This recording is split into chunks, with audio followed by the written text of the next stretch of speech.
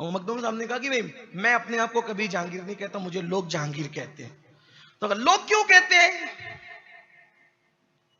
ये भी तकलीफ। लोग कहते, लोगों से पूछ। वो मखदूम साहब से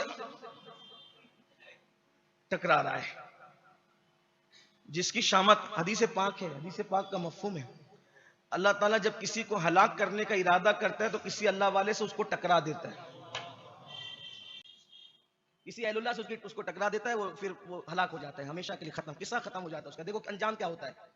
मखदूम साहब के बाद लोग आपको जहांगीर क्यों कहते हैं, आपने फिर फरमाया कि मेरे पीर ने मुझे जहांगीर का लक़ब दिया है। अब जब कहा ना कि मेरे पीर और मुर्शिद ने दिया, तो उसको तो अपना रास्ता ले लेना चाहिए था ना। लेकिन आपने सुना होगा कि जब गीदड़ की मौत आती है तो वो शहर का रुख करता है ना, यही होता है ना।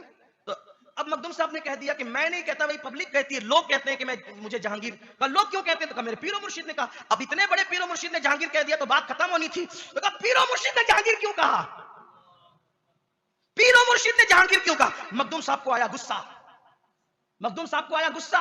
कहीं पर दलीलों से समझाते थे, लेकिन कहीं इतना जलील आ जाता था तो मखदूम साहब को गुस्सा आया।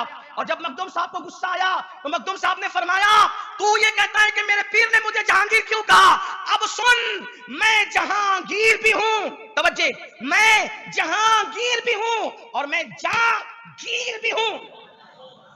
बात समझे, यही बात समझने की है। तकरीर सुनने और देखने का फर्क यही है। मैं जहांगीर भी हूं और मैं जागीर भी हूं, बस इतना कहा कि मैं जागीर भी हूं। वो नीचे गिरा, तड़प तड़प कर मर गया, उसकी रूह निकल गई। ये मखदूम साहब है। दलीलों में समझाने आए तो उस तरह समझाते हैं, और फिर कभी कभी जलीलों का हाल ये होता है।